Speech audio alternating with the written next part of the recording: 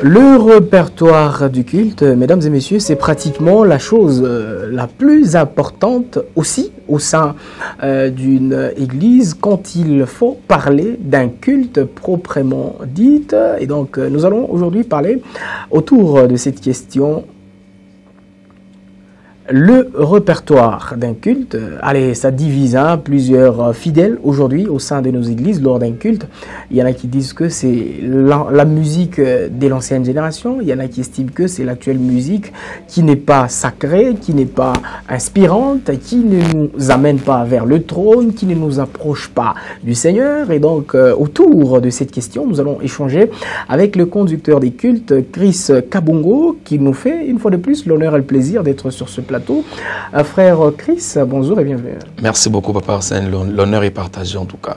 On commence le répertoire du culte. Voilà, je suis béni en tout cas pour ces sujets. Vous savez, c'est parmi les choses qui s'est dit dans nos églises. Il faudra vraiment expliquer avec la petite grâce que Dieu nous a faite pour nous faire comprendre afin de partager sur ces sujets. Le répertoire, voilà. C'est un peu vaste. Je sais qu'on ne va pas finir tout aujourd'hui, mais peut-être l'essentiel sera dit aujourd'hui. Alors, qu'est-ce qui se passe avec les répertoires? Pour bien le comprendre, c'est quoi le répertoire du culte? Le répertoire, c'est en fait ce que l'homme a prévu. Le répertoire, c'est s'adapter par rapport à une saison ou à un moment du culte. Genre, je donne l'exemple, quand je viens dans cette émission, j'ai mon répertoire. Ça veut dire que quand Papa Arsène va me poser une question, j'ai mon répertoire. Voilà. Le répertoire n'est pas seulement lié en termes de définition, n'est pas seulement lié en termes de chant. Le répertoire, c'est presque, je peux dire, une préparation. On avait dit parler de la préparation. La fois dernière. La fois dernière, oui. Donc, la préparation en termes de ce que je sais faire. Vous voyez? Donc, le répertoire, c'est très, très important aussi dans un culte. On doit le dire, parce que quand nous venons dans un culte, nous ne faisons pas un culte seulement seul. Derrière, il y a un batteur. À côté, il y a une sœur qui est en train de jouer peut-être à la guitare ou au clavier.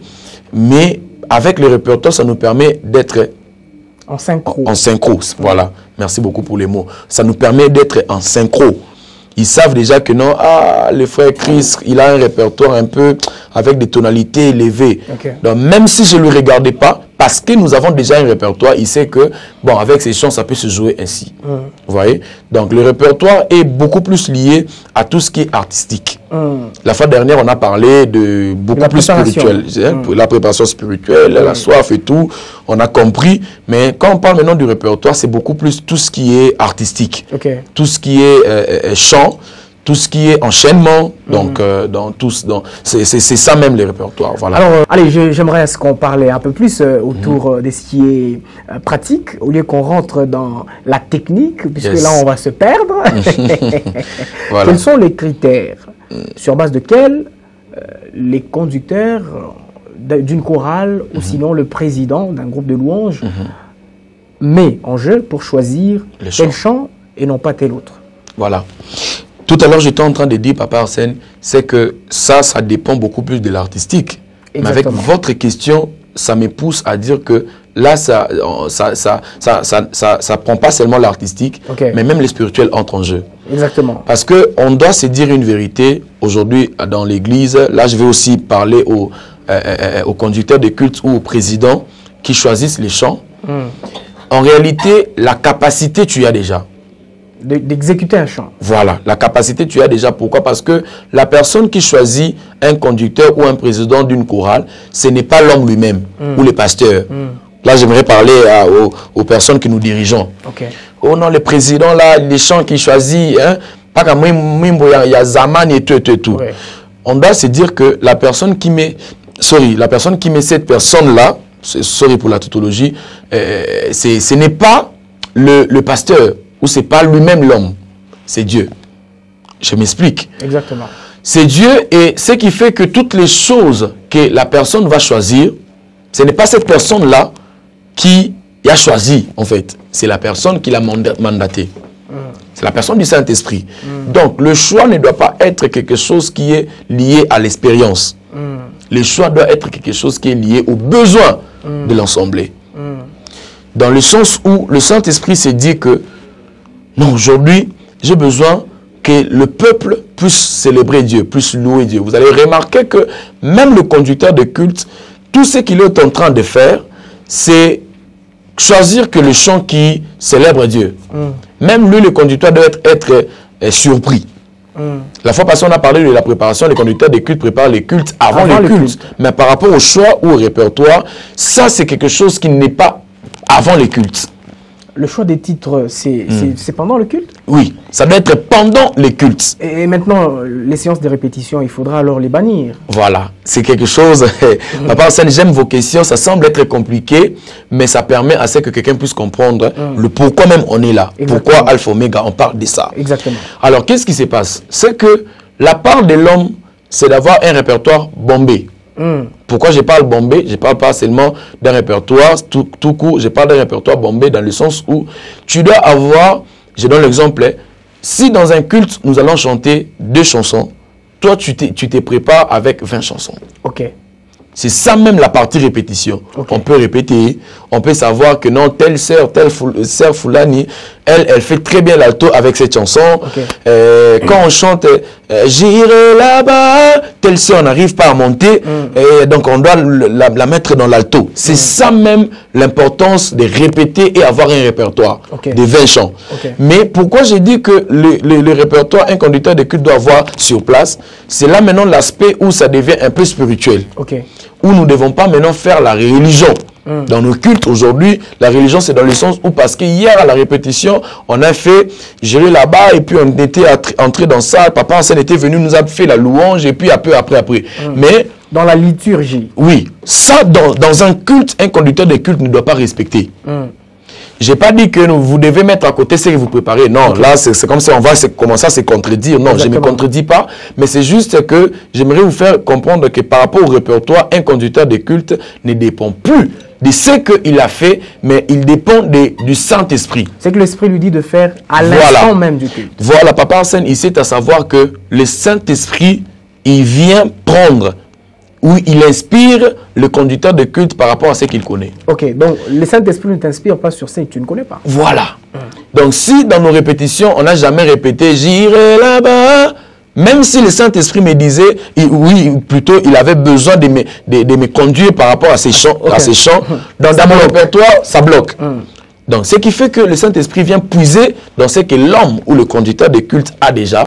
Donc, ton répertoire ne doit pas être un répertoire de 2 chants. Parce que si c'est un répertoire de 2 chants, tu comprends que tu contredis un peu, tu bloques les passages par rapport à ce que le Saint-Esprit veut faire. Voyez? Il viendra, il va se dire, non, l'ensemble ici, je sens dans l'atmosphère, il faut faire comme ça les choses. Mais pendant que toi, conducteur de culte, tu n'es pas encore arrivé là. La fois dernière, on a parlé qu'un conducteur de culte, il sait où nous sommes en train d'aller. C'est ça même un conducteur. Exactement. Donc, ce qui fait que tu dois savoir les tonalités des notes, les enchaînements des chants. Toutes ces choses-là, c'est ta partie à toi. Mais la partie du Saint-Esprit, c'est de choisir maintenant. Quel chant jouer à quel moment. Vous voyez? Donc, ce qui fait qu'on a comme 2 répertoires. Dans un culte, on doit avoir, pas comme on a. On a 2 répertoires. Le répertoire du conducteur et le répertoire que le Saint-Esprit impose. Mais le Saint-Esprit, la Bible dit, n'est pas un esprit de désordre. Il ne va pas venir vous compliquer les choses. Il va venir en disant, ok, donc comme tu connais ça et ça, ok, bon, commence par là et puis tu prendras ça. Vous voyez, donc c'est 2 répertoires que nous devons suivre. Ça, c'est très, très, très important. Vous savez, dans nos cultes aujourd'hui, on échoue parce qu'on veut suivre ce qu'on a eu à faire hier. Pourquoi on doit avoir des répertoires au-delà du répertoire de l'homme ou des conducteurs de culte? On doit avoir aussi le répertoire du Saint-Esprit. Pourquoi? Je m'explique. C'est vraiment un problème que j'ai connu aussi avec mon équipe. Mon équipe, au début, c'est sur Terre, au début, en tout cas, je crois que vous connaissez très bien la sœur Zoé Déborah. Exactement. On avait vraiment ces problèmes avec elle. Il disait, mais Chris, on part chanter, oui, mais président, on va commencer par quoi? Naïe Bata. Vous voyez? Je vous jure que je ne répondais jamais à cette question. Et par après, au lieu de répondre à cette question, je lui disais, Déborah, dis-moi maintenant, si je t'avais dit qu'on va commencer par « J'irai là-bas », tu sens que ça allait être compliqué. Pourquoi? Parce que j'aimerais vous faire comprendre d'une chose. Je crois que je touche la troisième question, mais je vais bien parler de ça. La partie ensemblée, nous, on ne sait pas comment ils vont se positionner pour recevoir les chants. Ok. Je donne l'exemple. On répète, dans nos répétitions, on a fait la louange, on s'est dit, bon, on va commencer par la louange. Toko tatole, tatole, et puis on va descendre à toko tatole, on va adorer. Ok, pas de problème. Mais j'arrive dans les cultes où je viens déjà de voir, bon, je donne l'exemple d'un frère que vous connaissez très bien, qui fait bien la louange aussi, le frère Selem Alela, il était là, il a mis le show. Moi, étant que conducteur de culte, on m'appelle pour conduire une partie du culte, je sens que les gens déjà ont transpiré. Vous voyez? Là, vous allez me dire que, parce que j'avais dit à la sœur Déborah que nous allons commencer avec ça, que nous devons commencer avec. Non. Là, il faut s'adapter. S'adapter à l'ensemble, en fait. Donc, c'est parmi les problèmes qui bloquent, en fait. Pour avoir mieux le répertoire, un bon répertoire plutôt, ça dépend aussi de l'ensemble. La position qu'ils ont. Exactement. Voilà. C'est ça qui devait effectivement me conduire à dire... à parler justement de l'Assemblée, l'adoption de ce répertoire. Vous savez, dans l'Église, il y a toute catégorie de personnes. Voilà. Il y a les plus âgés, il y a le moins âgé, il y a la génération présente, il y a aussi, bien entendu, ceux qui, pratiquement, peut-être le cantique de Mike Kalambay, ça ne passe pas, les cantiques de tel autre, ça ne passe pas. Mais je suis quand même dans l'Église. Comment je fais pour m'adapter à ça, pour adopter finalement ce répertoire-là que la chorale va devoir me proposer au sein de mon Église? En tout cas, une très très belle question. Fidèles, là je voudrais vraiment m'adresser à eux. Vous savez, il y a une chose, un homme a dit, ça c'est pas la Bible, bien que beaucoup de conducteurs, entre parenthèses, ils font ces erreurs-là en disant chanter c'est prier deux fois. Ça c'est pas la Bible. C'est pas biblique. C'est pas biblique. C'est pas biblique. C'est un homme. C'était un évangéliste qui avait dit ça, et puis pratiquement, précisément plutôt, quand il a dit ça, c'était à Kinshasa. Et déjà, bon, j'ouvre une parenthèse avant de partir là-bas, ça va aussi aider quelqu'un. Et déjà que vous comprenez que à Kinshasa, on a notre façon d'interpréter les choses, ou les Français. Quand on dit que chanter c'est prier deux fois, nous on a cru que deux du chiffre. Genre quand je chante, c'est prier fois deux. Or, ce n'était pas la pensée de l'homme de Dieu. L'homme de Dieu voulait juste dire avec un français en disant deux fois, chanter, c'est aussi prier. Voyez? Maintenant, dans la langue d'un Quinois, c'est deux fois. Deux fois. Voyez, comprenez, nous les Quinois, c'est compliqué. Donc, c'était une parenthèse, on la ferme. Alors, j'ai pris juste ça pour spécifier à un fidèle ou expliquer à un fidèle, dire que souvent, un chant ne voit pas seulement une mélodie ou ne voit pas la personne qui chante. Ne voit pas la personne qui la chante. Voit la prière qui sort dans ces chants. Une chanson, voilà. Une chanson, c'est en fait aussi une prière. Pourquoi? Parce que, je donne l'exemple, je serai là en train de chercher à rencontrer Dieu. Je n'ai plus de mots. Moi, étant que fidèle, je vois seulement frère Chris Kabongo en train de chanter Namakambwele kinga maele nabele lakayo. C'est en lingala. Je m'explique. Quand les situations me compliquent, je t'invoque. Ne vois pas un chant parce qu'il y a une mélodie, mais vois les concepts. Dans le sens où dire que non, tu as un problème, tu te disais que tu vas appeler ton oncle après ses cultes. Toi, peut-être résoudre le problème. Pour résoudre le problème. Or, Dieu sait déjà que c'est ça ton problème. Tu te confies aux hommes. C'est comme ça qu'il inspire au frère Christ de chanter la chanson que je viens de chanter. Vous connaissez les propriétaires. Or, toi, avec la personne, ça passe pas. Qu'est-ce qu'on fait maintenant? Tu es quand même devant cette mélodie qui dit que tu dois invoquer le Seigneur dans cette circonstance. Voilà. Alors, je dirais que pour un fidèle dans un culte, ce que nous devons prendre, ce n'est pas la mélodie, c'est le concept. C'est la phrase. Ça doit être une prière. Quand on chante, ne suis pas oui frère, Ashimba qui est bien. C'est comme ça que récemment on avait dit dans notre émission, toujours ici dans Alpha Omega, on a dit que elle s'appelle comment? On a dit que les fidèles, par rapport à la préparation, ils doivent se disposer. C'est ça même le problème. Se laisser, comme Ikaba. Voilà. Donc, si tu aimes les louanges, tu n'aimes pas les adorations, tu viens, depuis que les frères adoraient, Tu ne vas pas te limiter. Vous voyez? Donc, depuis que les frères adorés, à la fin même du Christ, je connais d'autres fidèles, ils disent, ah frère Christ, le aime bien, mais on n'a pas dansé, frère Christ. Vous voyez? C'est là qu'on loupe à la bénédiction de Dieu. Parce que nous devons recevoir comme une prière. Nous ne devons pas recevoir comme la liturgie, comme vous avez dit, non, Toyembaka, on chante, Tuna Boudou, et puis on doit danser. Entre parenthèses, les chants, ça ne doit pas se limiter dans la danse ou dans l'adoration. Ça rentre aussi. C'est la vie. Dans la vie. C'est ce que Papa Arsène vous avait dit tout à l'heure en disant c'est une vie en fait. Et maintenant le combat générationnel qu'il y a dans l'église, comment on le résout, vous, en tant que conducteur des cultes? Vous êtes face à des papas qui disent que vos chansons actuelles n'édifient pas, ne nous amènent pas vers le trône, mais rentrez dans le temps auquel on a cessé d'appartenir. Prenez Deningonde, prenez le frère Matou Samuel et bien d'autres pour qu'on se sente finalement un peu à l'aise dans l'église. Est-ce qu'il faut réellement qu'un conducteur puisse avoir les chants des vieux et les chants de la nouvelle génération? En tout cas, je dirais que c'est une conception, en tout cas, il faut enlever. Premièrement, quand je prends le chant Nango Talatina, oui, papa, tu aimes parce que tu es de cette génération. Mais je vous informe que dans un culte, ce n'est pas papa Matou Samuel qui a chanté ça. Exactement. Oui, ce n'est plus papa Matou Samuel qui chante. Ce n'est plus lui. C'est le frère Christ qui chante. Donc, ce qui fait que peu importe le chant que je peux prendre, une ancienne chanson ou une nouvelle chanson, ce n'est pas le POC. Ce n'est plus la mélodie. C'est la vie. C'est la vie de la personne qui compte. C'est comme ça que j'ai dit, tant que conducteur de culte, nous devons préparer les cultes dans la prière. Alors Dieu me charge, étant conducteur de culte, j'ai déjà cette charge-là. Peu importe les chants que je peux donner, toi, étant que fidèle, tu dois recevoir. Tu ne dois pas me dire, non, tu as chanté les chants de telle personne, Michel Bakenda. Ah, moi, j'aime pas trop ces chansons. Je trouve que... Non, c'est là que nous échouons maintenant nos cultes.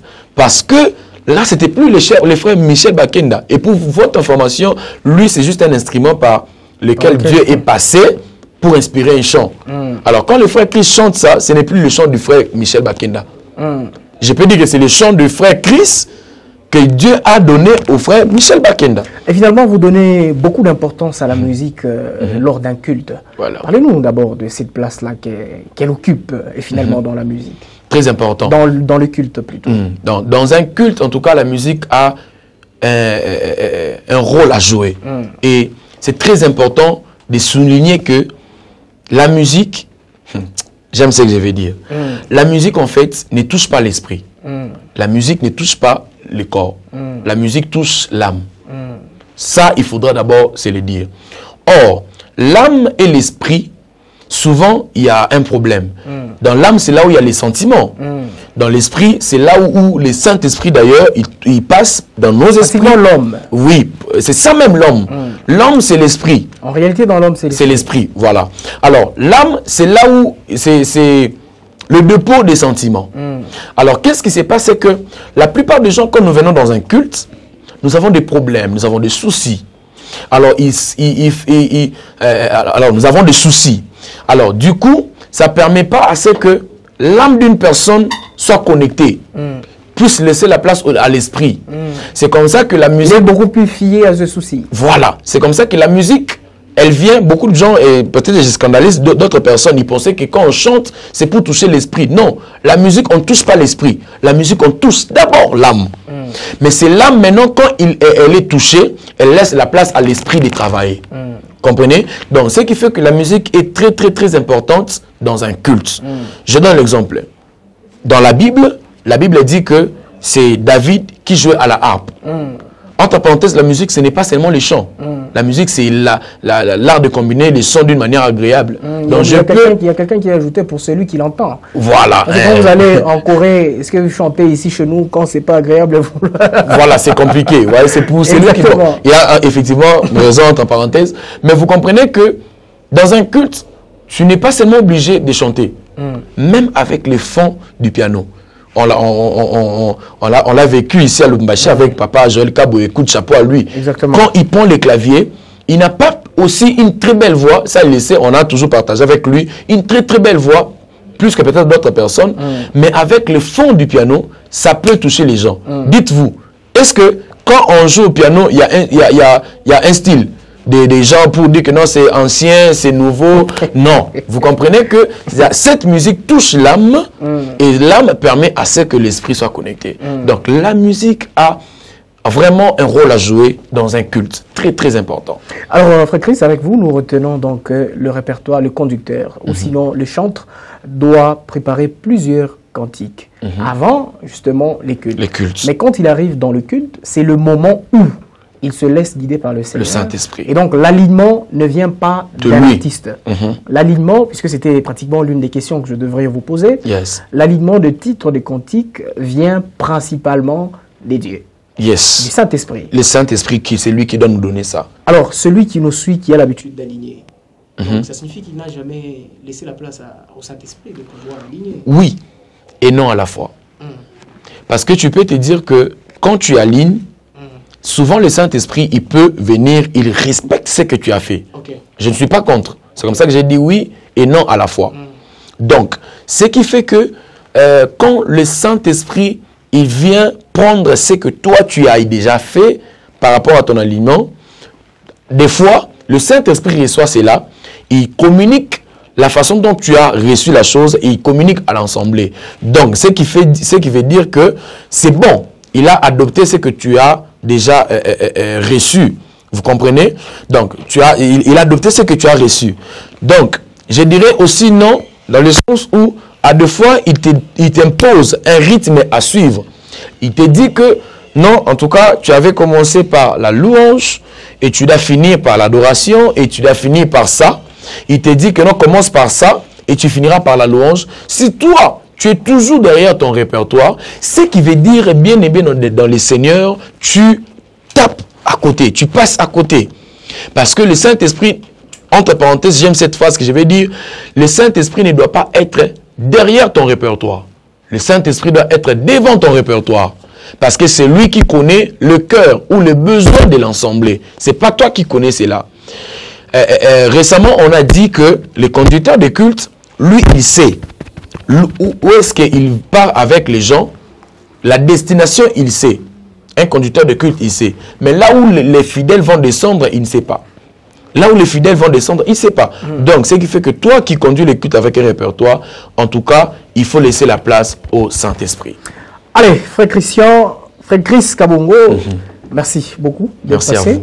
Et chers téléspectateurs, vous avez avec moi compris que le répertoire du culte exige plusieurs choses, principalement se laisser à la merci du Seigneur afin que celui-ci puisse vous guider tout au long de votre prestation chantre de l'Éternel, mais aussi vous, fidèles qui avez l'habitude de pouvoir réclamer certains titres. Allez, vous devez être disposé à pouvoir recevoir ce qui vous est proposé par votre conducteur de culte, étant donné que lui a reçu une mission de la part du Seigneur. Ne ratez donc pas aucun moment de vos cultes afin de ne pas passer à côté de votre visitation de la part de notre Sauveur et Seigneur. Nous citons Jésus-Christ de Nazareth. Et donc, merci d'être passé sur ce plateau de Alpha Omega. C'est un privilège. La thématique que nous avons développée avec vous, c'était le répertoire du culte. On espère très bien vous retrouver dans le prochain épisode afin de parler de la conduite du culte.